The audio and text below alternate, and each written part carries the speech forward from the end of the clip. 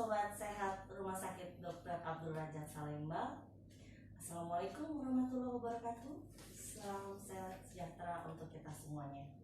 Selamat berjumpa di acara Bincang Sehat. Perkenalkan saya Dr. Deisi Nurindasari. Siang hari ini kita akan membahas tentang kenali lebih dekat penanganan batu ginjal bersama Dr. Nicholas Tambunan, spesialis urologi. Bagi sobat sehat yang ingin bertanya, silakan tulis di dalam kolom komentar dan nanti kita akan bahas bersama dengan pakarnya. Oke dok, kita langsung aja ya dok ya. Apa sih sebenarnya dok batu ginjal itu apa sih? Baik, terima kasih. Jadi batu ginjal itu adalah batu yang terbentuk di dalam ginjal ya. Jadi ginjal kita manusia itu ada dua, kanan dan kiri, dan letaknya tuh di pinggang belakang ya. Jadi ginjal itu tersebut secara umum fungsinya untuk menyaring darah, memfiltrasi dan membuang sisa-sisa sampah badan atau metabolisme menjadi air kencing atau urin ya. Nah, dimana kalau misalnya saat pembentukan urin tersebut terlalu tinggi atau ada ketidakseimbangan dari unsur-unsur senyawa yang dibuang oleh tubuh, maka bisa berisiko terbentuk batu, inti batu pada akhirnya menjadi makin besar menjadi batu ginjal seperti itu. Oke, apa resiko-resikonya dok? Jadi kira-kira apa yang bisa sih menyebabkan batu ginjal itu dok? Ya, jadi batu ginjal itu penyebabnya bisa dua faktor ya. Jadi bisa jadi dari faktor luar atau ekstrinsik, bisa dari faktor intrinsik atau dari badan orang atau pasien itu tersendiri. Secara insiden ya batu ginjal itu paling banyak memang diderita di usia justru banyak usia produktif 20 sampai 40 tahun, dan juga pria lebih banyak daripada wanita, walaupun tidak terlalu berbeda tapi tetap pria lebih banyak yang menderita. Kemudian faktor ekstrinsik lainnya ya tentu paling banyak ya dari faktor makanan ya, diet ya, ketidakseimbangan makanan, terlalu tinggi kadar-kadar misalnya asam urat atau senyawa-senyawa yang lain ya, tidak disadari, semua itu diproses oleh badan, menumpuk di badan, lama-lama dia membentuk batu saat pengeluaran urin di ginjalnya. Kemudian faktor intrinsiknya yang dari badan ya walaupun jarang ya bisa juga terjadi. Ada namanya batu sistem ya, itu biasanya diturunkan secara genetik. Jadi ketidakmampuan untuk mengeluarkan senyawa asam amino sistem sehingga bisa terbentuk batu di ginjal seperti itu ya. Oke, berarti semua usia bisa ya dok ya terkena Ya, batu ginjal ya dok bisa, ya? bisa terjadi, bahkan pernah ditemu anak-anak pun bisa terjadi. Oke, kalau untuk gejala dok, gejala batu ginjal itu kan biasanya sakit pinggang ya dok ya? Iya. Nah, dari pengalaman dokter nih, banyaknya gejala yang seperti apa yang memang biasanya langsung ketemu dengan dokter dan biasa langsung ditangani seperti itu? Ya, kita harus mengingat lagi organ saluran kemih ya, dari dalam sampai keluar. Jadi itu semua berhubungan dari dalam keluar. Ginjal itu dari atas, dari ujungnya ya. Jadi kalau misalnya ada sesuatu batu di atas itu gejalanya bisa sampai keluar badan gitu, maksudnya iya lewat kencing. Artinya kalau di atas itu gejala-gejala memang di saluran kencing atas ya. Tapi kalau sampai infeksinya itu turun ke bawah ya, jadi juga bisa mengeluh sakit di kencingnya ya.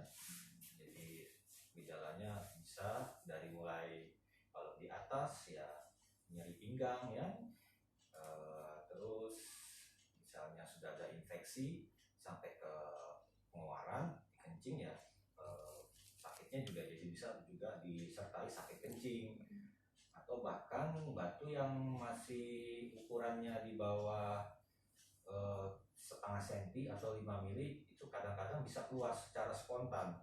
Jadi pasien itu pasti sadar ada riwayat keluar pasir atau batu di kencingnya. Seperti itu ya, kurang lebih gejala-gejala batu ginjal ya. Oke, untuk penanganan dok, untuk penanganan batu ginjal, karena kan sakitnya itu kan biasanya suka hilang dan timbul ya dok ya. Ya, saya perlu jelaskan sedikit ya. Jadi harus dilihat dulu lagi ya anatomi atau organ ginjal itu. Dari mulai ginjal ada bagian, ya orang awam mungkin bagian dagingnya ya, atau parenkim ya istilah medisnya. Disitulah di bagian dagingnya itulah fungsi-fungsi untuk membentuk urin ya, air kencing. Kemudian setelah terbentuk baru dia masuk ke salurannya namanya ureter ya. Salurannya itu panjang, jadi dari sekitar perut tengah sampai ke kandung kencing itu sekitar 30 sentian, dan itu diameternya biasanya sekitar 5 mili ya, 5 mili lebih lah. Jadi kalau misalnya ada terbentuk batu di atas, kemudian dia masuk ke dalam saluran yang tadi saya sebut ureter. Nah itu sakit luar biasa biasanya. Disitulah pasien mengeluh sakit, terkadang sedang tidak ngapa-ngapain atau sedang santai gitu, dia bingung kok tiba-tiba sakit gitu. Dan sakitnya benar-benar bukan main, terkadang sakitnya bukan main, sampai ya jungkir balik lah, sampai menangis gitu ya. Jadi gejala-gejala itu yang kita sebut dengan nyeri kolik ya. Nyeri kolik itu adalah gejala-gejala nyeri yang karakternya ya dikatakan ya hilang timbul, karena gerakan saluran ureter ginjal itu memiliki gerakan seperti memeras kembang kempis ya. Di saat dia harus mendorong itu sesuatu benda asing atau batu, dia akan menimbulkan sumbatan ke atas dan ginjalnya itu akan teregang. Disitulah perjalanan terasa nyerinya oleh pasien gitu. Ya, itu nyeri kolik itu ya tadi saya katakan hebat ya, kadang-kadang sangat hebat. Makanya sering sekali jika pasien mengalami seperti itu dia meminta pertolongan langsung ke tempat praktek atau langsung ke UGD, ke rumah sakit, karena terkadang tidak mempan hanya dengan minum ya obat warung gitu. Jadi dia harus meminta pertolongan ke UGD. Untuk kondisi seperti itu biasanya bisa langsung ditangani nggak dok? Misalnya untuk kondisi batunya, atau memang hanya untuk mengurangi rasa sakitnya aja dok? Ya, misalnya skenario-nya ya pasien datang ke UGD ya karena nyerinya yang sangat hebat. Ya, pastinya dokter jaganya harus mengatasi nyerinya dulu ya, karena itulah pasien meminta pertolongan. Kemudian kalau settingannya emang emergency ya harus jadi kita harus mendiagnostik secara cepat.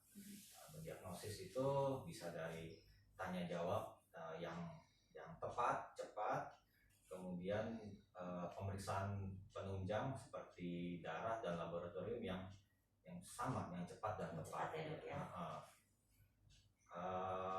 Mungkin tambahannya ya juga bisa dilakukan USG ya, USG, karena USG itu aman dan cepat bisa dilakukan untuk mengetahui apakah ada batu atau pembengkakan di ginjalnya. Oke, dok, tadi kan setelah kita USG gitu ya, kembali lagi ke penanganannya nih dok. Ya. Ini kan penanganannya ada yang operasi gitu ya dok ya, ada yang tidak operasi dok. atau tadi kan seperti yang dokter bilang tadi hanya obat saja gitu kan dok ya.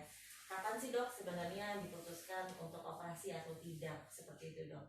Ya memang mendiagnosis batu itu banyak modalitas ya. Saat ini yang sering kita jalanin itu pemeriksaan yang paling jelas itu kita menggunakan CT scan ya, CT scan istilahnya CT scan urografi. Bila pasiennya mengalami gangguan ginjal atau kita bisa atau kondisi darurat pun kita bisa lakukan CT scan cepat yang tanpa menggunakan suntik kontras ya. Jadi apapun itu nanti hasilnya tuh bisa kelihatan batunya. Yang pertama kita deteksi apakah ada batu atau tidak ya. Jika ada batu, yang pertama letaknya di mana, kemudian ukurannya. Jadi berdasarkan ukuran gitu itu ada teorinya ya. Untuk batu yang lebih dari 5 mili sampai dengan 2 cm di dalam ginjal itu ada pilihannya, bisa kita lakukan penanganan yang tanpa operasi gitu. Tapi bila batunya sudah melebihi dari 2 cm, mungkin penanganan yang tanpa operasi bukannya tidak bisa, tapi tidak efektif ya. Secara statistik tidak efektif untuk membersihkan ya, atau yang membersihkan batunya, menghancurkan batunya. Jadi kita sarankan untuk operasi bila di atas 2 cm, khususnya batu yang di dalam ginjal ya. Oke. Kalau ada kan dok penanganan batu ginjal itu dengan ESWL. Nah ini ada pertanyaannya dok. ESWL itu apa dok? Terus kemudian batunya ini sebenarnya untuk batu yang jenis apa kalau yang untuk dipakai alat ESWL itu? Oke, jadi kita harus mengenal dulu apa itu ESWL ya. ESWL itu suatu singkatan ya, kepanjangannya dalam bahasa Inggris, yaitu extracorporeal shock wave lithotripsy. Saya terjemahkan aja, artinya pemecahan batu menggunakan gelombang kejut dari luar atau dari luar badan ya. Jadi ada alat khusus ya, dia pasien di ruangan khusus, jadi alatnya itu hanya ditempel di bagian ya yang ginjalnya yang ada batunya atau ada penyakitnya. Misalnya di kiri ya tempelnya di pinggang sebelah kiri. Nah setelah itu kita set alatnya dengan kekuatan, powernya, terus frekuensinya, nanti terasa seperti dihentakkan gelombang ke dalam badan, ke dalam ginjal. Jadi targetnya ke dalam batunya, batu ginjalnya, dengan harapan hancur di dalam. Nyeri nggak dok? Ya pastinya ada berasa ya, itu terasa tidak, aja ya? Tidak bisa dibohongin ya, ada berasa seperti kata pengalaman sih pasien bilang kayak di sabet sapu lidi. Tapi langsung hancur ya dok batunya ya dok ya? Nah itu juga ada kondisi juga ya. Kita lihat, bisa kita perkirakan ya, kita prediksi ini batunya keras atau lunak ya. Bisa kita lihat dari hasil pemeriksaan radiologinya ya, dari CT scan-nya atau dari ronsen. Jika misalnya kadar atau batunya itu putih atau bagaimana gitu, kita bisa prediksi ini batunya keras. Jadi ya mungkin penanganan ESWL-nya ya harapannya ya 80% ke bawah gitulah ya. Cuman kan harapan semua kita pastinya selesai dalam satu tindakan gitu ya. Itu ya kita atur nanti teknisnya ya saat pengerjaan ya, powernya seperti power atau lainnya. Tapi itu tanpa operasi ya dok ya? Ya sekali lagi itu tindakan tanpa operasi. Penyembuhannya jauh lebih cepat ya dok kalau dengan ESWL. Jadi itu tindakan rawat jalan ya. Pasien datang dijadwalkan, terus dia jalanin, habis itu setelah selesai mungkin diobservasi sebentar, tidak ada keluhan, dia bisa pulang lagi ya. Jadi tindakan rawat jalan tentunya walaupun ini tindakannya tanpa operasi atau tindakan rawat jalan, tetap kita harus screening juga apakah ada kontraindikasi atau tidak. Seperti kita harus tetap mencek darahnya dulu sebelum tindakan dan anamnesis ya, apakah ada tanda-tanda kontraindikasi atau tidak. Tuh. Oke, berarti tetap ada resiko, ya tetap ada resiko juga gitu. Makanya kita harus pastikan juga tidak ada kontraindikasi. Oke dok, untuk kalau seandainya ini ada pertanyaan nih dok. Iya. Ada pertanyaan, saya berusia 50 tahun. Baik. Pasca operasi pengangkatan batu dok, kita bisa melakukan ESWL, bisa atau tidak melakukan ESWL tanpa perlu operasi lagi, gitu dok? Jadi dia udah riwayat di operasi, di bedah ya, angkat batu. Maksudnya sekarang mungkin masih ada sisanya dok? Ada sisa atau muncul lagi, itu kan jadi pertanyaan juga ya. Betul. Ya itu kembali lagi juga ke pasien ya, harus kita tanyakan atau ya yang menangani dulu juga harus jelas juga ini batunya sudah habis atau tidak. Dan juga tiap individu pasien juga berbeda-beda, ada yang memang berisiko lebih cepat kambuh lagi ya karena memang faktor gaya hidup dan sebagainya. Terkait dengan bisa dilakukan ESWL lagi, yaitu ya balik lagi ke dokter yang menangani atau dokter urologi yang menanganinya. Apakah layak dilakukan ESWL berdasarkan ukuran batunya dan faktor resiko lainnya. Jadi sebenarnya sih kalau aman ya bisa-bisa saja. Ya, dok, ya? Iya, bisa-bisa saja. Oke dok, ini kita langsung pertanyaannya dok ya. Iya. Oke, ini dok ada pertanyaan, apakah penyakit batu ginjal itu sama dengan penyakit kencing batu ya dok? Iya, jadi kalau kencing, maksudnya kencingnya tiba-tiba keluar batu atau apa gitu ya. Kencing batu itu ya seperti yang saya katakan pada awal-awal tadi, itu sebetulnya ya bagian dari tanda-tanda dan gejala gitu. Jika pasien mengaku ada kencing keluar batu, ya sebaiknya memang konsultasi ke dokter atau ke dokter spesialis atau dokter spesialis urologi supaya dicari tahu lebih lanjut. Itu yang terpenting, apakah memang masih ada batunya atau diperiksa lebih lengkap penanganannya. Jadi itu sudah masuk dalam indikasi untuk memeriksakan lebih lanjut oleh dokternya.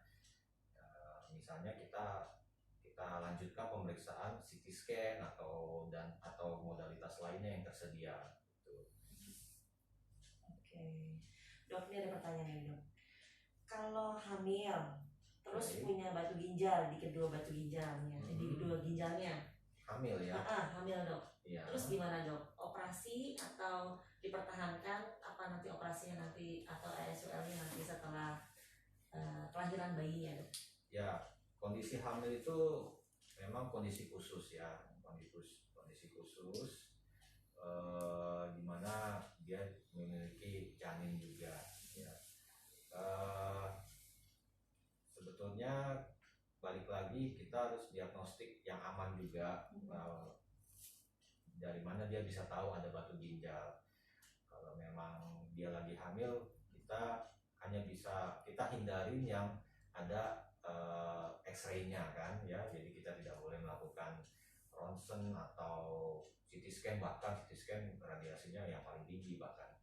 Jadi paling modalitas untuk mengetahui adanya batu di kondisi kehamilan ya di USG ya, USG. Bila terjadi maksudnya bila ketemu ada batu ya kita lihat dulu bagaimana keluhannya ya. Karena tadi sekali lagi saya bilang kita harus melihat dulu ukurannya berapa, terus ada gejalanya bagaimana, apakah ada infeksi atau tidak, ukurannya, dan apakah ada gejala, itu dulu. Kalau misalnya batunya kecil dan tidak ada gejala, tidak ada infeksi, mungkin kita pantau dulu aja, kita pantau dulu sampai aman, mungkin sampai kelahiran. Tapi kalau misalnya ada gejala, ya itu ya kadang-kadang dilema.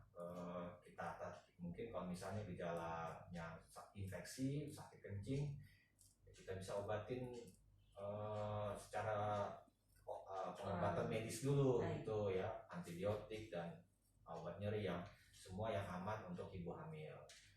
Seperti itu. Oke, Dok, ini ada pertanyaan lagi, pertanyaannya Dok ya. Iya. Saya punya batu ginjal seukuran 15 mm. Apakah bisa larut melalui kencing tanpa obat, dengan obat tanpa operasi? Jadi kelainannya batunya kecil nih Dok. Terus bisa dengan obat aja atau harus memang tetap operasi? Iya, memang batu itu tadi balik lagi ya, sekali lagi semua kita harus melihat ukuran ya dan gejala. Ya pastinya gejala dulu ya, makanya pasien berobat ke dokter, baru kita lanjutkan pemeriksaan, kita dapatkan diagnosis ternyata batunya ukurannya sekian. Nah, misalnya pada kasus ini batunya 15 mili, artinya 1,5 cm ya. Di bawah 2 cm ya? Ya, 1,5 cm. Ya sebenarnya mau pakai obat apa aja ya susah ya untuk larut ya kalau batu itu ya. Tapi memang sudah ada obat-obat herbal ya yang dijual juga, itu memang sudah dipatenkan ya. Tapi sekali lagi ya efektivitasnya ya baik-baik saja gitu, tidak superior. Mungkin batu yang masih di bawah, masih 5 mili atau di bawahnya, kita harapkan dengan obat-obatannya bisa larut dan bisa keluar sendirinya. Tapi kalau sudah bahkan sudah 1,5 cm, saya rasa ya sulit ya. Makanya penanganannya, pilihannya untuk ukuran segitu bisa tanpa operasi. Masih di bawah 2 cm kita bisa lakukan KSWL. KSWL ya Dok? Iya. Oke. Tuh berarti untuk batu yang di bawah 2 cm itu masih bisa dilakukan dengan ESWL ya. Terjawab tanpa ya operasi. Pertanyaannya tanpa operasi ya Dok ya. Oke, pertanyaan selanjutnya nih Dok. Apakah anak yang memiliki batu ginjal bisa dilakukan ESWL Dok? Ini orang tuanya mungkin agak sedikit khawatir nih Dok. Iya, kembali lagi ke ukuran ya. Kembali ke ukuran lagi ya Dok ya. Kembali ke ukuran lagi dan anak usianya berapa ya. Anak itu berbeda-beda ya, jenis rentang usianya. Kalau misalnya usia SD gitu mungkin ya sudah lebih kooperatif ya, tapi ya tetap aja pasti namanya anak ya bisa aja berontak di kapan aja ya. Makanya misalnya memang perlu penanganan ESWL anaknya untuk batu yang masih ukurannya 1 sentian, ya kita bisa dibantu dengan ya orang tuanya menemani atau ya kita bikin apa ya, bikin tenang seperti tertidur sedikit gitu. Itu sih teknis di lapangan ya, tapi bisa. Pada prinsipnya bisa. Okay. Cuman memang ya sekali lagi kita lihat ukurannya ibu ya. Kalau misalnya memang udah besar ya tidak efektif dilakukan SWL. Ya memang dengan berat hati ya kita memang pilihannya ya sarannya operasi kalau walaupun pada anak. Walaupun pada anak ya. Iya. Tetap kembali ke ukuran dari batu tersebut ya dok ya. Nah, mau cerita dikit operasi batu ginjal itu sendiri, kayak kita udah bicara operasi itu juga ada pilihan ya, yang lama ya atau konvensional itu operasi bedah terbuka ya, jadi dibedah di bagian pinggang gitu, karena ginjal kan di belakang, jadi bedahnya di bagian pinggang samping. Nah itu ya kita anggap itu operasi besar ya, jadinya pembiusan. Tapi ya sudah agak lama juga ya ada pilihan ya operasi yang minimal invasif, istilahnya minimal invasif. Nah apa itu ya, jadi tetap operasi tapi mungkin lukanya tuh kecil ya, seperti misalnya PCNL atau PCNL itu menggunakan alat teropong yang langsung dimasukkan dari pinggang langsung ditembuskan ke ginjal. Nah, jadi lukanya mungkin hanya 1-2 cm ya. Di alatnya seperti cerobong, masuk langsung tembus ke ginjal, dipecahkan di dalam. Gitu. Nah, jadi itu tindakan operasi yang kategori minimal invasif. Ya, jadi sedikit lukanya ya. Oke. Nah ini dok, ada pertanyaan lagi dok, kebetulan dari IG Live-nya. Dok, batu ginjal itu bisa hilang dengan herbal nggak ya? Yang bisa buat batu ginjal itu makin besar apa ya dok? Kembali lagi ke tadi ya dok, penyebabnya awal ya dok ya. Kalau ya herbal itu memang ada ya, kita harus tahu juga ya, sedikit tahu herbal itu ya sudah banyak juga di pasaran dipatenkan untuk penanganan batu saluran kemih ya. Tapi sekali lagi ya efeknya itu harus disesuaikan dengan kondisi ya. Misalnya kalau batunya memang masih kecil ya, di bawah setengah senti ya, 5 mili, itu dengan obat-obat tersebut diharapkan bisa melarutkan dan mendorong keluar tuh. Cuman obat-obat herbal ini ya tetap secara efektivitas ya kadang-kadang yang lebih inferior ya dibandingkan dengan obat paten. Untuk penanganan ya tadi batu yang tampak yang masih kecil ya, misalnya 5 mili, memang bisa ada tempatnya kita hanya memberikan pengobatan medis saja, pengobatan oral. Jadi ada kombinasinya itu, kita berikan obat yang untuk melancarkan saluran kencing ya. Jadi nanti kerjanya itu dia istilahnya melonggarkan, melebarkan saluran, dengan harapan kalau di salurannya longgar batunya bisa lolos gitu. Itu satu. Kedua, pasien disarankan minum yang cukup ya, yang cukup, mungkin 2,5 liter sehari, dengan harapan diuresis atau kencingnya banyak.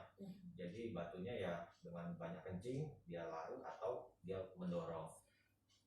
Terus kalau dia masih aktif bisa ditambah dengan olahraga. Olahraga bisa ya dok ya? Iya bisa. Jadi ya dengan pergerakan olahraga ya juga banyak minum ya, itu membantu untuk pengeluaran batu itu. Jadi terapi secara medis ya. Oke, terjawab nih pertanyaannya. Tapi cahaya apa yang kedua, apakah bisa bertambah ya? Yang bisa membuat batu ginjal itu semakin besar apa dok? Semakin besar. Ya itu makanya sekali lagi ya masyarakat ya harus tahu, kenali lebih dini ya. Misalnya jangan dianggap enteng nyeri pinggang biasa, karena kita nggak tahu proses di dalam itu seiring waktu ya dia makin membesar gitu. Ya mungkin proses bulanan sampai tahunan. Tiba-tiba saat ketemu dokternya sudah besar, sudah harus operasi seperti itu. Gitu. Oke. Berarti tetap harus ada penanganannya lagi ya dok ya, dari dini ya dok ya. Kenali gejala dininya. Gitu. Dan kalau udah sampai sakit, cepetan buruan langsung ke dokter gitu ya dok ya. Iya, kadang-kadang ya urusan kencing juga jangan disepelekan ya, sakit-sakit kencing biasa ya itu bisa aja bagian dari gejala. Tuh. Oke, dok ada pertanyaan lagi nih dok. Berapa lama sih proses ESWL? Dari awal sampai proses observasi itu berapa lama? Iya, ESWL itu tadi saya katakan tindakan rawat jalan ya. Jadi pasien datang screening awal, biasanya tekanan darah, nadi tetap harus stabil dulu ya. Kalau tekanan darahnya tinggi juga bahaya, berisiko. Kemudian setelah screeningnya tidak ada apa-apa, kita set alatnya, pasien disiapkan, kemudian saat pengoperasiannya itu tembakannya frekuensinya biasanya 1-2 kali per detik ya, 1 detik sekali. Jadi 1 detik sekali ada tembakan. Ada tembakan biasanya sebanyak 2000 kali. Jadi ya mungkin bisa dihitung sendiri gitu, 2000 kali 2 detik gitu. Jadi sekitar 45 menit lah ya, setengah jam 45 menit. Jadi udah terjawab nih Pak Abayisin. Jadi dari prosesnya bisa memakan waktu 30 menit. Terus apa saja dok, tadi ini ada pertanyaan lagi nih dok, apa saja harus dipersiapkan sebelum tindakan? Kita kan yang mempersiapkan ya, jadi ya sekali lagi ya tadi kita mempersiapkan screening pasiennya ya, dicek darah dulu sebelum operasi, sebelum tindakan ESWL gitu. Terus gimana tadi pertanyaannya? Yang dipersiapkan sebelum ESWL. Sebenarnya tidak ada yang khusus ya, tidak ada yang khusus. Yang penting saat screeningnya gitu. Ya aman, lulus gitu. Paling saat mau tindakan paling puasa sekitar 4 jaman untuk paling tidak mengosongkan isi lambung ya atau usus atas ya, supaya tidak ada makanan yang bisa mengurangi efek tembakannya ya. Jadi itu kan bagian-bagian situ, apalagi sebelah kiri itu kalau ada masih banyak full makanan ya dia bisa menghalangi itunya, efek tembakannya. Jadi puasa ya dok ya? Iya, puasa. Jadi persiapannya adalah puasa, kemudian harus lulus screening dulu, baru bisa ESWL. Ya dok ya? Iya, betul. Oke, ini dok, ada lagi nih dok pertanyaannya. Dokter, di masa pandemi ini kita konsumsi vitamin C setiap hari, apakah baik untuk ginjal kita dok? Vitamin C ya, vitamin C itu semua juga ada kegunaannya sebagai antioksidan ya, untuk sistem imun kita ya ujung-ujungnya ya. Tapi juga ada risikonya ya, bila terlalu tinggi dosisnya. Saya sebetulnya juga tidak tahu persis ya dosisnya tertingginya, karena vitamin C itu akan di metabolisme di badan menjadi ujungnya menjadi oksalat ya namanya, unsur oksalat gitu. Bila terlalu tinggi kadar oksalatnya nanti bisa berikatan dengan kalsium di badan ya, sehingga ujung-ujungnya beresiko terbentuk batu ginjal. Jadi yang saya katakan pertama kali tadi kan, pembentukan batu itu bila mana unsur-unsur di pembentukan di kencingnya atau di urinnya tidak seimbang atau terlalu tinggi kadarnya, jadi dia ngebentuk dia tuh batu gitu ya. Jadi intinya ya kita harus hindari juga risikonya ya. Jadi sebaiknya kalau seperti ini dok, vitamin C itu baiknya gimana dok cara minumnya itu dok? Ya sesuai angka kebutuhan gizi aja dok ya. Daily aja. Angka kebutuhan gizi kita kan 90 sampai 100 mg dok. ARD itu ya. Iya betul dok. Oke dok, ini ada pertanyaan nih dok di IG Live ya. Dari Fanny Manro. Oke, apakah seseorang bisa mengalami batu ginjal bukan hanya sekali gitu? Iya, bisa aja ya dok. Nah, itu kembali lagi ke faktor tadi saya katakan ekstrinsik dan intrinsik ya. Kalau misalnya dia ya gaya hidupnya ya memang masih terlalu tinggi kadar yang dia makan, misalnya makanannya asam urat tinggi ya, terlalu tinggi kolesterol juga ya, protein tinggi itu, dimana protein kan dipecah menjadi asam urat, nanti ya itu beresiko ya jadi terbentuk batu juga. Kemudian memang sudah ada ya, walaupun jarang terjadi ya sudah ada gennya ya bisa kambuh lagi membentuk batu dalam ginjal. Oke, ini ya seru ya dok ya. Seru nih dok, pertanyaannya tuh sudah banyak sekali loh yang dijawab oleh dokter Nicholas gitu kan. Jadi sebenarnya penting ya dok ya kita menyayangi ginjal kita ya dok ya. Iya. Penting sekali juga kita harus menjaga jangan sampai. Iya, penting sekali juga kita pola hidup sehat ya. Iya, betul dok. Karena dengan pola hidup sehat kita mencegah resiko-resiko apapun itu penyakitnya. Coba dok untuk take home message-nya dok untuk teman-teman sobat sehat kita nih dok. Gimana nih dok? Baik ya, jadi kita harus mengetahui ya gejala-gejala dini penyakit-penyakit batu ginjal ya, atau nyeri yang diakibatkan oleh organ saluran ginjal. Jika terjadi ya segera berobat atau konsultasi ke dokter Anda, ke dokter spesialis Anda untuk memastikan ya, yang terpenting itu dulu, untuk memastikan apakah ada batu saluran kemih atau tidak ya. Kemudian biarlah dokternya nanti yang menangani dan mencari tahu lebih lanjut. Kemudian batu ginjal itu sendiri banyak pilihan pengobatannya atau penanganannya, mulai dari hanya secara medis ya, atau dan tanpa operasi hingga operasi ya, jadi tergantung saat itu terdiagnosis batunya ya.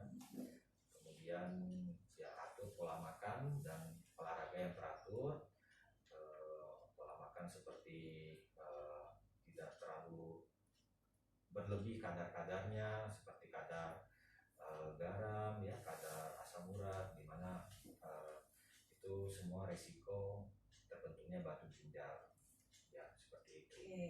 Nih dok, ini izin nih dok, ada pertanyaan lagi nih, ini sangat menarik dok, karena ini kita kan lagi musimnya COVID nih dok. Iya. Oke, di masa pandemi seperti sekarang dok, jika seseorang ternyata positif COVID, apakah tetap bisa dilaksanakan tindakan ESWL dok? Oh iya, itu memang ESWL itu tindakan yang direncanakan ya sebenarnya, yang rawat jalan. Sekali lagi, penanganan penyakit itu kan kita harus melihat prioritas juga ya. Prioritas, kalau misalnya saat ini ya lagi memang dia terkonfirmasi COVID, ya kita bisa menunda untuk dilakukan ESWL ya. Tanganin dulu COVID-nya karena itu yang lebih urgent ya. Kita tahu sendiri ya semua komplikasinya dari COVID itu.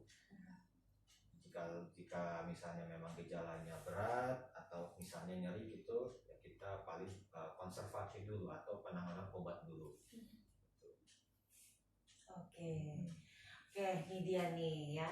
Jadi tetap ya, kalau memang kita masih positif COVID, tapi mau ESWL, ya baiknya COVID-nya harus disembuhkan dulu, baru nanti kita rencanakan untuk ESWL. Begitu ya dokter ya? Sebaiknya gitu. Oke. Dengan mengenali lebih dekat penanganan batu ginjal, maka kemungkinan gagal ginjal dapat dicegah dan hidup kita semakin berkualitas. Bagi sobat yang ingin bertanya dan konsultasi dan langsung dengan Dr. Nicholas, Maka Dokter Nicholas dapat ditemui di Rumah Sakit Dr. Abdul Razak dari Senin sampai Jumat jam 3 sore sampai jam 5 sore. Saya dan Dokter Nicholas pamit undur diri. Sampai berjumpa lagi pada bincang sehat selanjutnya. Salam sehat, terima kasih. Salam sehat.